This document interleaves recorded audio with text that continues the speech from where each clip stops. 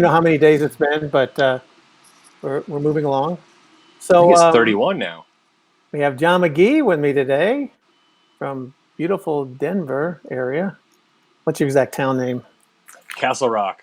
Yeah, just Castle south of Rock. All Denver. right. All right. Well, before we get started, I want to kind of have John tell us what he's been doing on his spare time when he's not working all day. He's not working. He's working all night doing something else. Why don't you show us really quickly what you're doing? Well, behind me, I've got some 3D printers. There's two here, one behind that, and two in front of me. When this first kicked off, I thought it would be cool and helpful to print 3D masks. These are reusable masks that you can take the filter out of a HEPA system and then cut that filter down, and it holds into here. There's piles of them in front of me. So what I thought was going to be cool and fun has now become kind of like a part-time job at night. It's not as fun anymore. Yeah. But I'm printing these. I'm printing these little. These go behind your N95 mask to protect your ears from the little strings from the mask, and then the face shields. I don't have any near me. I think I've got one more box that has to go out. But just All right. whatever we can do to help. Fantastic. I'm glad you can help. So today we're talking about water base in general. And I always go back to the first time I tried water base. I was pretty cocky. I was screen printing for a long time and I was a plastisol printer. And so when they brought the water base over, I just thought, hey, I'll just throw it in the screen. We'll see what happens. I think I'll do fine. This is a bunch of hype, how hard it is. And as you can guess, I failed miserably. So I was talking to John about this. I said, you know what? There's like 5 areas I wish I knew about before I started How water many? base. 5. 5. We had a plan. You didn't stick to it. Oh, no, I'm sorry. 5 basic points we want to cover today. So I just want to say that we'll be talking about water base in general. So we have a soft base, we have discharge, we have high solids, we also have high mesh base. So they're treated a little bit differently, but in general, these are good rules to follow by. I'll start out with the art. The artwork, in general, you want to avoid trapping. You want a butt-to-butt registration on your colors. You want to avoid multiple fluorescent colors if possible. I mean, if you have a big enough machine and you can do multiple screens of the fluorescent, that's fine. Or if you're able to create a separation in which you have 2 fluorescents that are very similar, say like a fluorescent yellow and a fluorescent green, you can actually back the fluorescent green with fluorescent yellow. So you can avoid using a screen there. You also want to use it when you're using a high, you're using the high solids on a dark garment and you're using an underbase. You'd like to choke that underbase just a little bit, like you would at plastisol. You don't necessarily have to. You don't need to choke the colors or spread the colors. The reason you want to choke that white is because the colors do not spread. They stay right on. Halftones stay true. They don't gain. So if you just grab a separation for plastisol and you have a halftone red on top of a yellow, when you do that same separation in water base, you'll find that it is a truer orange rather than a red orange that you would get with plastisol because you're not gaining. Much of anything else, so for discharge and water base, you're planning to rotate dark to light. So remember that. Don't, for soft base, you can overlap easily, but think about how that's going to affect the color. On discharge, it's always butt to butt, no overlap at all, or otherwise you'll run into trouble on press. So once you're through with the artwork, obviously output it, send over the screens. And John's going to cover some screen work for us. Yeah. John, what are some of the things that you see are different between plastisol and water base on the screens? Well, obviously, you want a different emulsion or you want a water-resistant emulsion. When I first started putting water-based, you used to have to harden the emulsion, and it was just, you ended up throwing that screen away. But now with some of the newer emulsions, you can post expose after the fact. You've got a higher durability with your dual cure emulsions. We post expose the screen. We advise that you should, but we did Wait a find second. that it was sure. Well, we're Yeah. live. Yeah. Yeah. They keep on saying we're not live. If you refresh, it'll show up down below. But back to the screens, we found that we're burning a lot of screens. Putting them back on the STE to post expose was taking a lot of time, so we were exposing out the sunlight. And if you remember back in November, it was pretty overcast. We ended up getting a UV light from Amazon for about $16, and just positioning that to shine onto the screens after they were exposed. Um, Gasket is just important as plastisol. Plastisol is a little more forgiving with the gasket, but when I talk about gasket, I'm talking about the area around your exposed portion of your screen. So if you're printing a dot, you've got that circle there. You want, if you turn the screen over and close your eyes, you want to be able to feel that difference, the height of the emulsion there. You want to feel that gasket, catch your fingernail on it. It doesn't have to be super thick, but we do want to hold that ink on top of the mat or the textile, because we don't want to push it into the shirt. You know, it's a soft ink to begin with. We're printing it for that soft hand. We don't want to push it in and through the shirt. So that's one of the reasons this gasket is so important, especially with the high solids acrylics as well. Taping, you know, I used to tape the hell out of them, just shingle tape all the way up. We don't have to do that so much with newer emulsions, but we do. If we do run Reggies, we run the tape a little bit longer, you know, lengthwise down the screen in case there is a run. It's going to run away from the shirt. You just want to be diligent with your taping. I think we were talking about taping some screens like the soft base and discharge screens front and back if you have to use a Reggie. Did you want to elaborate on that? Right. Well, like especially for water base, well, for the soft base process, you'll find that the water base that will go through those Reggies and get in that tape and run all the way down the tape. That's why, you know, you're discussing it being long ways, because actually some of that ink will get in there and kind of run down it. Well, the process is very, very thin, so it will eventually dislodge that tape. It'll come right off. So we like to tape on top and on bottom. So I mean that it just prepares you, and it keeps you from having to stop and retape while you're running it. I use that if you're using a pre-registration system like a Trilock or a pin system or something. You know, every manufacturer has it on automatic. If you're using that registration system, a lot of times you can just trust it and actually completely block out your Reggies and just and trust that system. I think that's the best way to go if you have a good system. Right. Right on. You know, when we've been setting up in drier climates, we use a sponge and pre-wet the screens. Did you want to kind of elaborate off of that? Yeah, when we set up places like Denver, or you know, places Arizona. where Arizona, you know, if your screens are sitting out a long time, they're, you know, all the water's being zapped out of them. And you may not see that in Georgia very often, but every once in a while you do. And you'll find that when you're loading, especially when loading high solids, because there's very little water in the high solids ink, you load it up and it looks like it's just attaching itself to the screen and it's starting to dry immediately. And I think this is where sometimes water-based gets a bad rap.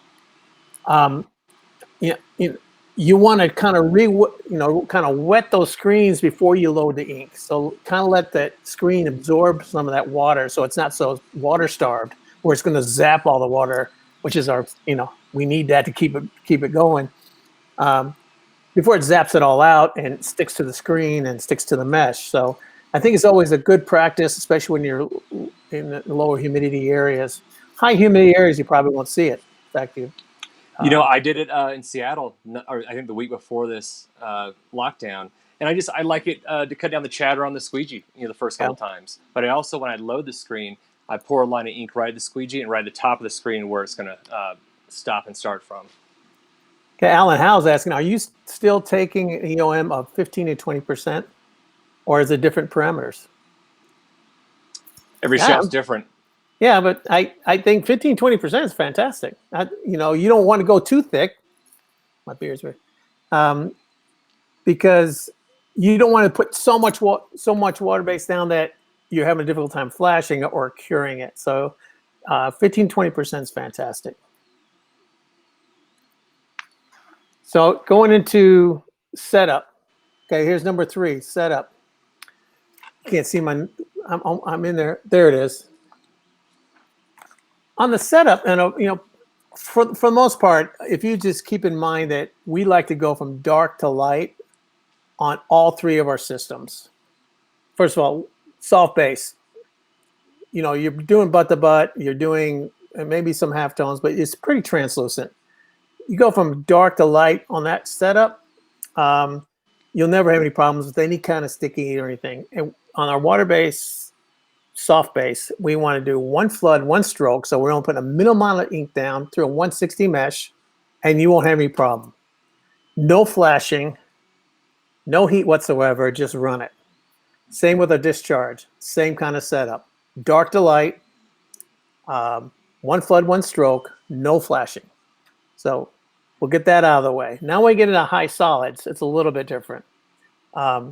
We do want to warm up the palettes for high solids. We want to get to about, like I said, 140, 130, 140. You want to kind of keep in that world. But the same thing is once you put the white down, you do want to go dark to light. That way you're not picking up as much. Usually there's a mix. Usually that lighter colors are mixed with more white, and they tend to be a little bit stickier.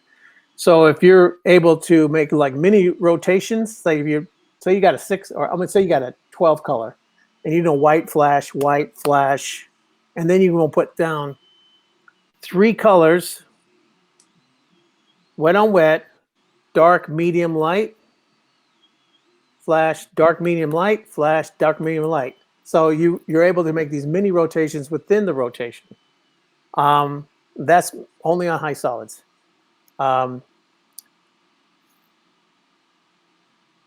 Make sure my initial setup every time is anytime I'm going directly to garment with any of these, I'm using around 45 pounds of pressure. That way it's driven slightly into the garment, but it's also clearing the screen and you're leaving a good film. The soft base and the discharge needs that. If you're doing one flood, one stroke, about 45 pounds pressure, you're going to have some great color, and it's going to be soft.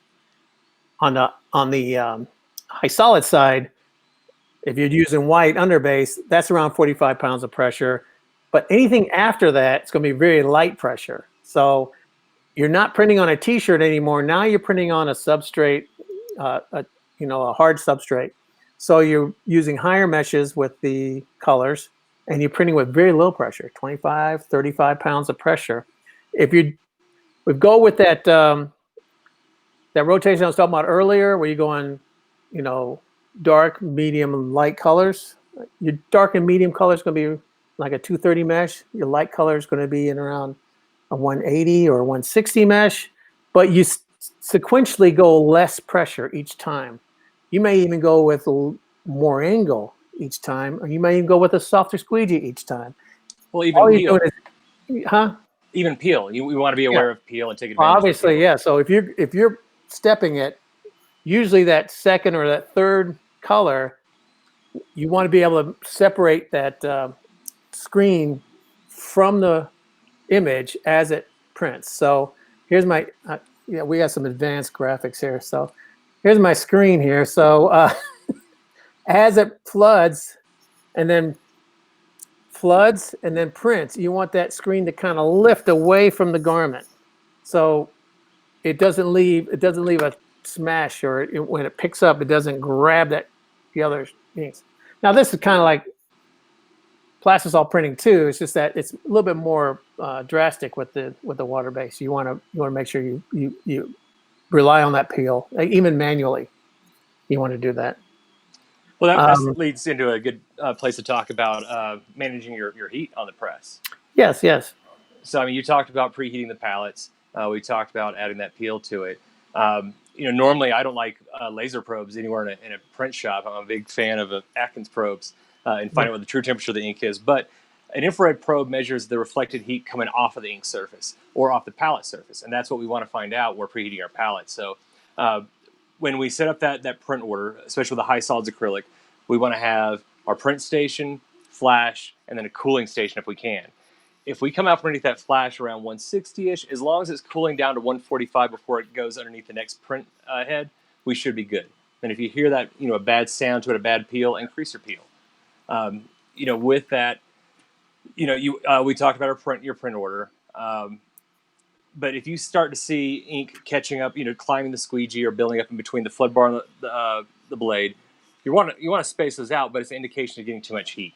Exactly. Heat's not your, we want to eliminate heat as much as possible here. We're only looking for enough to gel that bottom layer there. And you think about it, once you preheat your pallets, your first flash may be a little bit higher, especially if you're on high solid. Well, this is the only time we're talking about is high solids. We're not talking about heat soft base on soft base or discharge. So your first initial white may need a decent amount of heat, but after that surface is warm. So as soon as the ink hits it and you're using a 230 mesh, it's going to start pre-gelling. So you need less heat each time. I mean, I'll set my any flash unit after the first one. I'm usually setting around 215 degrees, so it's reaching 180, and it's flashing fine. We have a quick Lance Harrell asked about off contact. I mean, the off contact is, it's very similar to textile with plastisol printing. You want enough for it to peel away. The tighter screens you have, the less you need. You just want it to lift away as you go. As a starting point on most M&R presses, I drop to the third offset notch. So that first one's for a tri-lock. The third one I go right to, and then I adjust from there. Unless we have a strike or a Challenger 3. Did you want to talk about, so in situations where somebody's overheated their ink and the ink's starting to body up, it's stuck between the squeegee and the flood bar, what to do after that would be adding fresh ink. Right. Well, if you tend your ink well and you say it got away from you, you didn't check your heat and it got a little sticky, I like to spread that ink out. And first of all, I'm not loading too much ink into my screen. And plastisol printers have a tendency to put half a gallon in there so they don't have to mess with it again. I like starting out with a small amount and just enough to keep it going. And we have an ink tender come around and add new ink. Every time you add new fresh ink in there, it mixes with the old and creates a better situation. If it's gotten to the point where it's just gelled, you definitely want to dig it out and then add fresh ink right away. If you do it quick enough, you don't really stop very long. I've always just pulled the squeegee up a little bit, push it back, all of it's exposed, you scrape it real quick, add fresh, and keep going. So I think that's a good plan on press. Now, at the end of the day, when you're pulling that particularly white ink out of a press, it's thicker than the fresh ink. I like to pull that out, put it in a different bucket, put used on it, and then the next day you can actually take that, mix 3% retarder into it, and then mix that 30% into 70% fresh, and you basically have new ink again.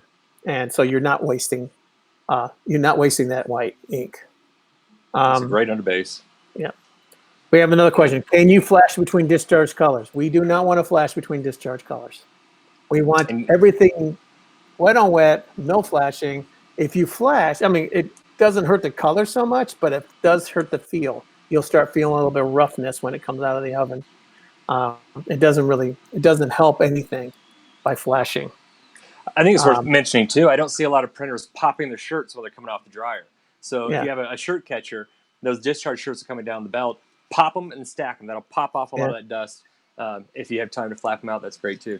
I would say if you have to do that though, it may be because you got too much ink going down or you're double stroking. You don't want to do that. Single stroke, it should come out soft. If you have a little bit of roughness to it, you can pop it and that'll help the surface. Do you want to talk about how we use the machine to set our time sometimes? If we have a flash that isn't adjustable, it's a fixed flash, how we'll use the speed of the machine to set up that dwell? Yeah, well, at certain points, Well, obviously, you want to measure the surface, whatever it takes to get that surface about 180 degrees. So, if you can slow one of the smoothing screens or something like to kind of make that dwell just right. That's fine. Or you can, if you don't have that timer. Um, for the most part, all of our inks, we want to flood and stroke very quickly because we want it to go up, back, up, back. That's a double stroke on the high solids, by the way. So where it's actually sitting there for a minute while the flashing is finishing or the index is finishing to where it's starting to pre-gel before it goes to the next screen. It's just, as far as a flash time and temperature, you got a goal. It's not much different than plastisol ink, though. You want to hit a certain temperature. You're going to have to, if you have an odd flash unit, you're going to have to figure out your math to make that hit that temperature just for a few seconds, just to get to the dry touch, not over flashing. Now, I had a quick question here. We don't have much more time. We're at 20 minutes. Someone asked about low bleed. Okay, so high solid, the only time you'll ever do any kind of low bleed printing would be with the high solids. And we do have a product called Aquarius Migration Stop. And you put that down first. It's a very fast flashing black. So much so that I actually turn my temperature down to 215 for a couple seconds to flash that. Once it goes under the flash unit and comes out, you smooth that screen. You use a smoothing screen on that and put the white on top. It's a smooth, super nice surface, and your white pretty much covers it all. You'll be surprised how white it is. That white, sometimes we got high gray, is perfect for underbasing dark colors. Your next white screen would be anything that's light colors or white or fluorescent would be the second white. And then that flashes back around, the second white will flash right back around 225 or 230. We talked much about cure, just final cure in the dryer. Yeah, we need to cover that very quickly. Cure is much different than plastisol. Plastisol ink, it just has to hit a temperature. Once it hits that temperature, the plasticizer is absorbed by the PVC.